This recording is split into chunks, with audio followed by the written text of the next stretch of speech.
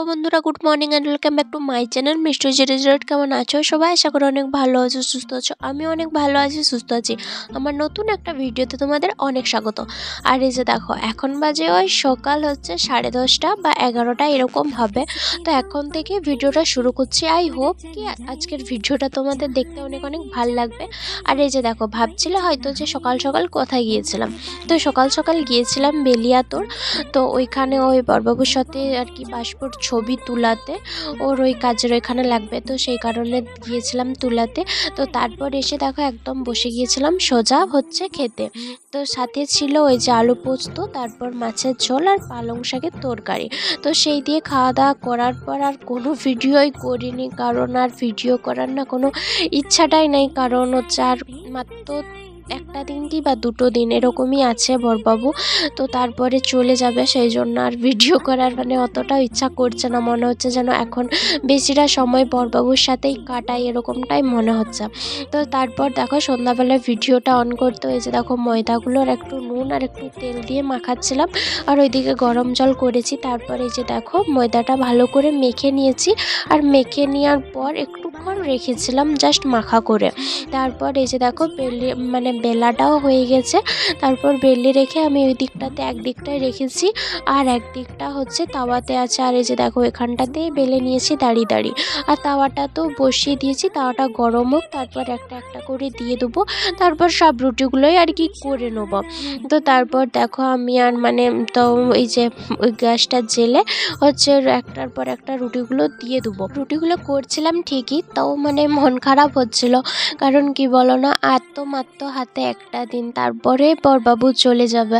তারপর আমি আবার সে একা হয়ে যাব, একা একা থাকতে হবে। যদিও এখন আছে বড়বাবু সবার সাথে কতটা হাসি ফুর্তিতে দিনগুলো পেরিয়ে যাচ্ছে, আবার সেই প্রতি মুহূর্তে থাকতে হবে টেনশনের চিন্তাতে থাকতে হবে। যদিও আর অতটাও টেনশন নাই, কারণ অনেকটাই কাছে চলে এসছে বড়বাবু, অতটাও দূরে নাই।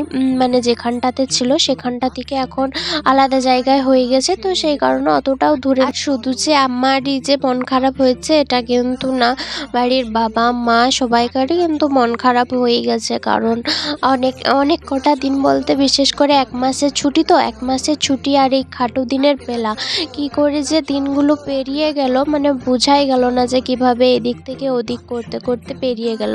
অথচ দেখো কুটুম ঘরও যে বেশি বেশি গেছি তাও কিন্তু না, আবার যে হচ্ছে বাইরেতেও ঘুরেছি তাও না।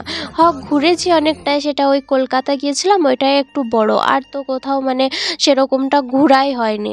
তো এদিকে দেখো আমি রুটিগুলো করছিলাম, তো আর রুটি করতে করতে না গ্যাসটা ফুরিয়ে গেছে। তো আবার হচ্ছে যেহেতু ডবল সিলিন্ডার, তো সেই কারণে হচ্ছে গ্যাস আরেকটা আনা ছিল, কিন্তু লাগানোর লোক থাকেনি। কারণ ভাই গিয়েছিল এই পাড়ার এখানে দোকানে চিকেন আনতে, তো সেই কারণে আর আমি লাগাতে পারি, কিন্তু অতটাও ভালো আর কি পারদর্শী নয় লাগাতে। তো সেই কারণে এই রুটিগুলো হচ্ছে ওই তাওয়াতে দেওয়া অনেকক্ষণই ছিল, আর অনেকক্ষণে দেওয়ার কারণে না রুটিগুলো আর একটাও না ফুলতে চাইছে না। অনেকটা পরিমাণে ছিল, 10 মিনিটের মতো ছিল এই তাওয়ার মধ্যেই। তো সেই কারণে রুটিগুলো আর ফুলতে চাইছে না। নাহলে রুটিগুলো আজকে সব প্রসেসেতেই মাখা হয়েছে, অনেক গরম জল দিয়েই মেখেছি। তারপর অনেকটা পরিমাণ হচ্ছে মেখেও রেখেছিলাম, অনেক ভালোই করে রেখেছিলাম। কিন্তু এই যে মাঝখান থেকে গ্যাসটা শেষ হয়ে যাবে কার আইডিয়াতে ছিল, তো এই কারণে হচ্ছে রুটিগুলো ফুলছে না। তো আমি মাকে বারবার বলছিলাম, মা দেখলে তো রুটিগুলো আর ফুলছে না। আর সত্যি কথা বলতে রুটি করো লুচি করো, আমি আগেই বলেছি রুটি করি বা লুচি করি যদি এগুলো ফুলতে না চায় না প্রচুর পরিমাণে খারাপ লাগে।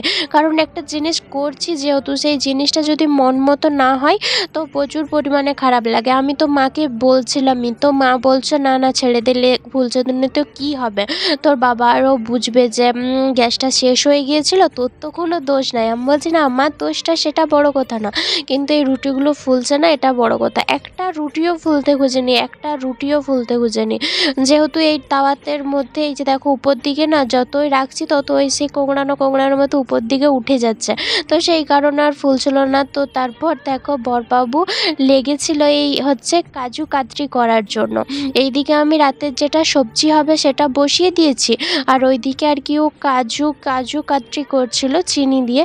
কাজুগুলোকে মিক্সিতে গুঁড়ো করেছে, তারপর হচ্ছে এই কড়াইতে দিয়ে লাড়ছে, তারপর চিনি দিয়েছে। আর এরকমটা হচ্ছে, আর হচ্ছে একটু একটু যদি না লাড়ে তাহলেই কিন্তু ধরে যাবে। তো সেই কারণেও দেখো মানে বারে বারে লাড়ছে। তো আমি বলছি তুই যে এসব করতে জানিস আগে তো বলিসনি। বলছে দেখ তোদেরকে সারপ্রাইজ দিলাম। দিয়ে আমি বলছি আর মাত্র একটা দিন আছিস তো সেই জন্য এই ভালো মন্দ করে করে খাইয়ে দিয়ে যাচ্ছিস। দিয়ে বলছে হ্যাঁ দেখ যতবার এগুলো তো আর আমি খেয়ে যেতে পারবো না একা, এগুলো যখনই খাবি তখনই আমার কথা মনে পড়বে, এরকমটাই বলছিল। তো তারপর দেখো ও হচ্ছে করছে ওই দিকটায় মা আর কি দেখিয়ে দেখিয়ে দিচ্ছে। আর এইদিকে আমি একটু আর কি ভিডিও করে নিচ্ছি। আর ওকে ওরকম বারবার ধরে বলছিলাম, বলছে তুই যে জানিস কই বলিস নি তো আগের থেকেই করতে পারতি, তাহলে তুই আরও বেশি করে দুটো খেতে পারতি। আর তারপর দেখো ওই থালাটাতে আমাকে তেল দিতে বলেছিল, আর দিয়েছি আমি হবলাস করে এত পরিমাণে তেল ঢেলে দিয়ে। আর থালাটা ভালো করে মুছে উনি থালাটাতে জলও ছিল, আর তেল আর জলে মিক্স খাইয়ে কীরকমটা লাগছে দেখো। আর এদিকে মা হচ্ছে এটা আর কি ঠান্ডা করছিল, যেহেতু একটু ঘন ঘন হয়ে গেছে সেই কারণে একটু ঠান্ডা করছিল। আর হচ্ছে ওই যে ওই মিক্সিতে গুঁড়া করেছে তো কাজুগুলো, তো বেশ পরিমাণ আর কি গুঁড়াও হয়নি ভালোভাবে। তো সেই কারণে এই যে দেখো হচ্ছে কীরকমটা করছে ঠান্ডা হয়ে। আর হচ্ছে বেশ কাজু কাতরির শেপ দিবে, তো সেই কারণে হচ্ছে এই যে এই থালাটার উপরে রেখে দিবে, থালাটার উপর আজাড়ে দিবে। আজাড়ে দেওয়ার পর পিস কাটা কাটা করে মানে সুজির মতো কাটবে আর কি। তো এটার আরও সেই দেখেছি আমি দোকানে কিনতে পাওয়া যায় একটা কাগজ দিয়ে, এটাকে কি বলে আমি জানি না। তো একটা কাগজ দিয়ে তার নিচে দেয়, বেশ পিস কাটা কাটা করে করলে দেখতে আরও সুন্দর লাগে। তো সেই কারণে আমি ওকে বারবার ধরে বলছিলাম, আমি বলছি দেখ কতগুলো কাজু তুই নষ্ট করলি, যদি খেতে বাজে হয়েছে রে, তোর একদিন কি আমার একদিন কি।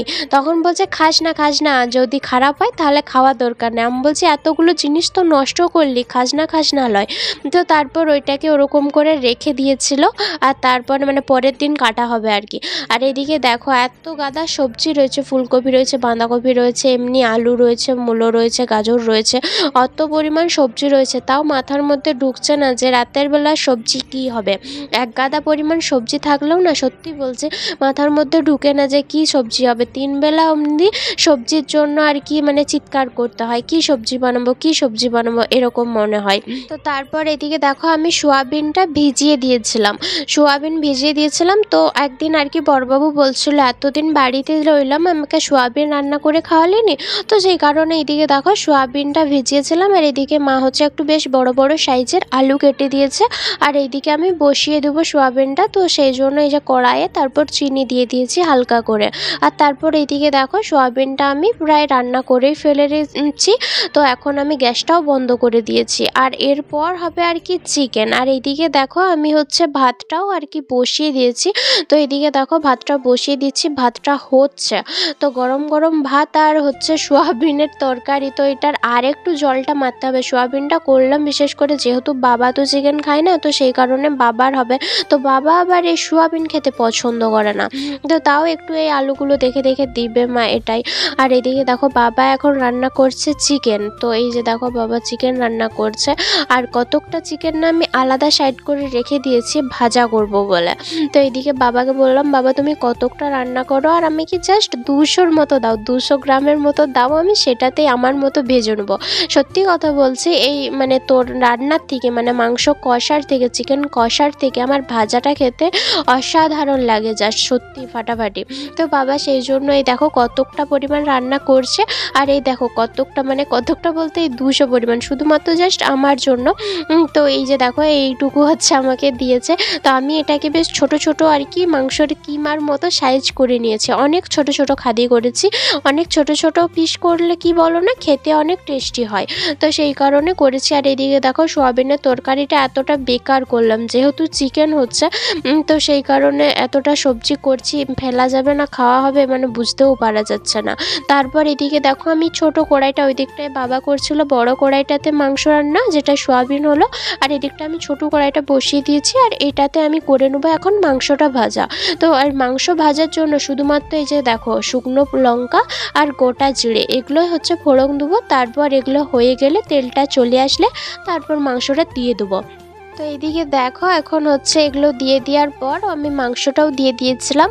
আর মাংসর মধ্যে আমি শুধুমাত্র দিয়েছি নুন আর হলুদ দেওয়ার জন্য এরকম হলুদ হলুদ লাগছে। তো এই যে দেখো কতটা পরিমাণ লাগছে। আর এদিকে এদের হচ্ছে এই যে মাংসর ঝোল একটু কষা কষা টাইপের।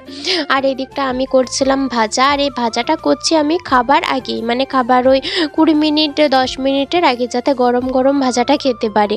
তো সেই কারণে একটু আগেই বসেছি। আর বাবা মাংসটা অনেকক্ষণ আগেই রান্না করে দিয়েছিল।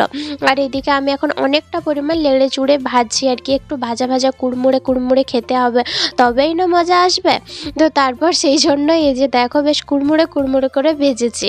তারপর আর কি বসে পড়েছিলাম খাবার দাবার খেতে। এই যে দেখো নিয়ে নিয়েছিলাম 2টিখানি ভাত, আর এই যে সোয়াবিনের তরকারিও নিয়েছি 1 গাদা। সোয়াবিনের তরকারিটা তো খেতে ইচ্ছাই করছে না, যেহেতু এই যে চিকেন রয়েছে।